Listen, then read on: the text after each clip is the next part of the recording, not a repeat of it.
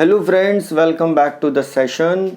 आप लोग वीडियोस के कमेंट बॉक्स में जो सवाल पूछते हैं उनके जवाब किसी और के लिए भी फ़ायदेमंद हो सकते हैं। इसका मतलब ये कि आपने जो सवाल पूछे हैं वो सवाल किसी और के दिमाग में भी हो सकते हैं, उनका आंसर किसी और के लिए भी ज़रूरी हो सकता है। इसीलिए सवाल जवाब का ये सेशन है। आसान इंग्लिश का सवाल है कि क्या सिर्फ एमएसएमई रजिस्ट्रेशन ही काफ़ी है। ये पूछना चाहते हैं कि क्या और भी कोई रजिस्ट्रेशन करवाने की ज़रूरत है। देखिए आसन जी, एमएसएमई रजिस्ट्रेशन का मतलब होता है कि आपने अपने बिजनेस को अपने आधार नंबर से, उसके बिजनेस के नाम को आपने अपने आधार नंबर से लिंक कर दिया है। तो वो एक तरह से आपके बिजनेस का आधार रजिस्ट्रेशन है।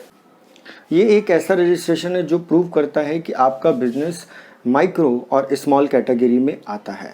जब आप एमएसएमई रजिस्ट्रेशन करते हैं तो वहाँ पर भी एक कॉलम आपको दिया होता है जिस पे आपको टाइप ऑफ ऑर्गेनाइजेशन मेंशन करना होता है। इसका मतलब आपको मेंशन करना होता है कि आपका जो भी बिजनेस है वो प्रोप्राइटरशिप फर्म है, पार्टनरशिप फर्म है, प्राइवेट लिमिटेड फर्म है या फिर कोई सोसाइटी है या फिर कोई और तरह का बिजनेस है। तो एमएसएमई रजिस्ट्रेशन एक अलग चीज़ है और आपके बिजनेस का, आपकी ऑर्गेनाइजेशन का रजिस्ट्रेशन एक अलग चीज़ है। तो डेफिनेटली आपको दूसरा रजिस्ट्रेशन भी, टाइप ऑफ ऑर्गेनाइजेशन का रजिस्ट्रेशन भी करवाना होता है। अगला सवाल है पैरामेडिक्स बायोलॉजी से, ये इनके आईडी है कि ये रूरल एरिया में एकेडमिक कोचिंग सेंटर खोलना चाहते हैं, तो क्या उसके लिए उन्हें रजिस्ट्रेशन करवाना ज़रूरी है। देखिए, आप चाहे रूरल एरिया में कोचिंग सेंटर खोलें या फिर अर्बन एरिया में कोचिंग सेंटर खोलें, रजिस्ट्रेशन आपको करवा लेना चाहिए। रजिस्ट्रेशन आप इसलिए करवाते हैं कि उसके बेनिफिट्स आप उठा सकें। गवर्नमेंट सेक्टर में अगर कोई स्कीम्स लॉन्च होती हैं जो आपके बिज़नेस के लिए फ्रूटफुल हैं तो आप उनका फ़ायदा उठा सकें।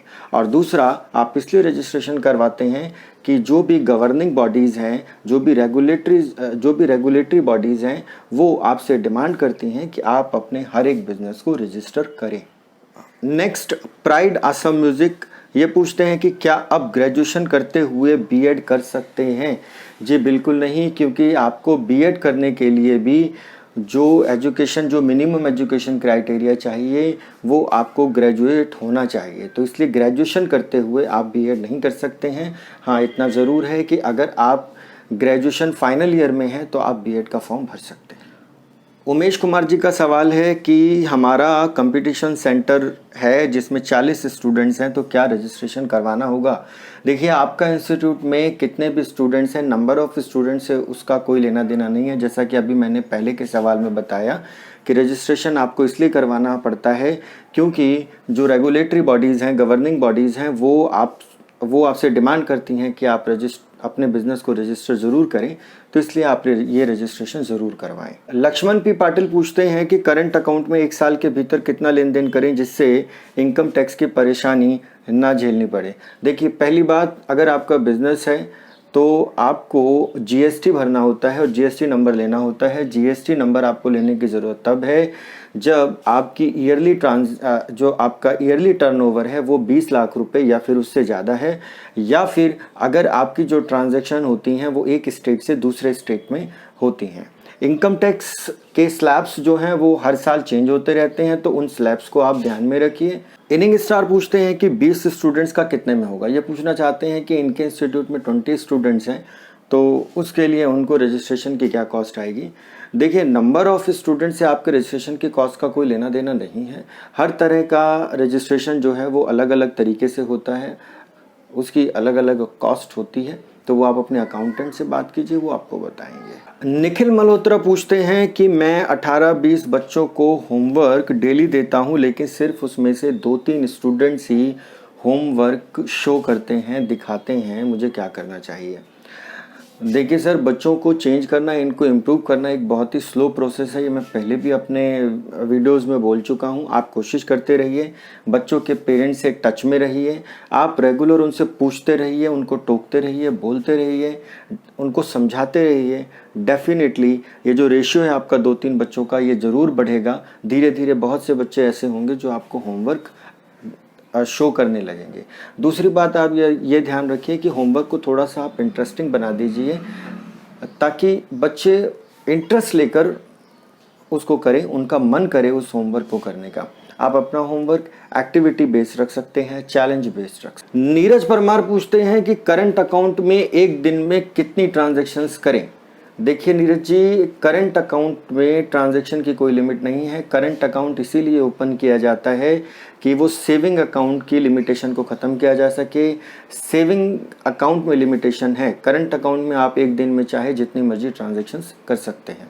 अगला सवाल आया है मुद्रा किड्स एकेडमी से। ये पूछते हैं कि प्राइवेट कोचिंग में स्ट्रेंथ ज़्यादा हो तो अच्छा है या कम स्टूडेंट्स में रिज़ल्ट अच्छा आएगा।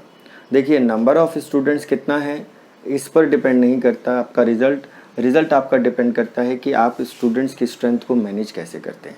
अगर आपके इंस्टीट्यूट में स्टूडेंट्स की स्ट्रेंथ ज़्यादा है और आपको वो मैनेज करना आता है, आप उतने स्टूडेंट्स संभाल सकते हैं, तो कोई बुराई नहीं है। लेकिन अगर आप मैनेज नहीं कर पा रहे हैं तो फिर आप स्टूडेंट्स की स्ट्रेंथ को घटाइए।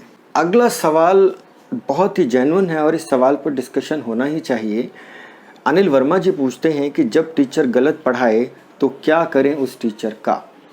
देखिए, अगर आप किसी इंस्टीट्यूट या स्कूल के मैनेजमेंट का पार्ट है जहाँ पर कोई टीचर गलत पढ़ा रहा है तो उस टीचर से बात कीजिए, उनको कहिए कि वो अपने सब्जेक्ट में मास्टरी करें। आप उन्हें वही क्लास पढ़ाने के लिए दीजिए जो उनका लेवल है, जिस लेवल तक उनकी मास्टरी है।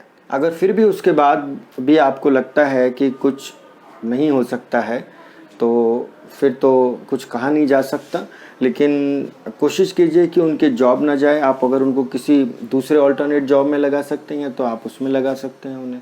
और फिर आप एक स्टूडेंट हैं और आपको लग रहा है कि जो टीचर आपको पढ़ा रहे हैं वो अच्छे से नहीं पढ़ा रहे हैं, ठीक नहीं पढ़ा रहे हैं, तो आप उन टीचर से बात कीजिए। आप उनको बताइए कि आपको ये प्रॉब्लम आ रही है और फिर भी अगर वो प्रॉब्लम रहती है तो आपको उनसे पढ़ना छोड़ देना चाहिए।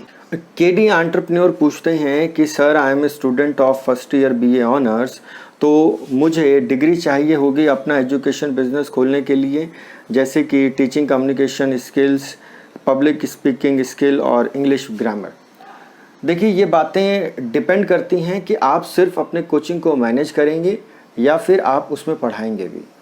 अगर आप अपने कोचिंग को सिर्फ मैनेज करना चाहते हैं, एज ए मैनेजर चलाना चाहते हैं, तो ठीक है, आपको पब्लिक स्पीकिंग और ये सब स्किल्स, कम्युनिकेशन स्किल्स आप में होनी चाहिए, अच्छी बात है, मैनेजमेंट स्किल्स होनी चाहिए। लेकिन अगर आपने उस इंस्टीट्यूट में खुद भी पढ़ाना है तो जो सब्जेक्ट आपने पढ़ाना है उस सब्जेक्ट में आपकी मास्टरी होनी चाहिए।